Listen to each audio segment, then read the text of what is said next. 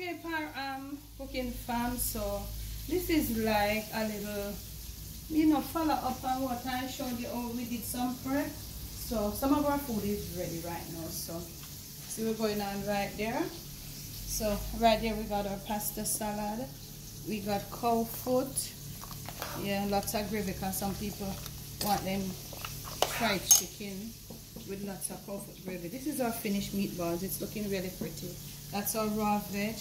This is our fried chicken. Some of our fried chicken, and some people requested cow foot gravy with their fried chicken. Here we got pumpkin rice. Right here we got our rice and peas.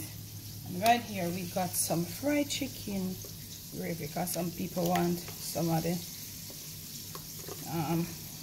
this is a really good homemade fried chicken gravy, real spicy with some pieces of scotch bonnet in there. In the back there, you can see here still fried chicken. The corn mutton is not yet ready, so I'm just carrying you along to show you. It is lunchtime Friday, and this is it.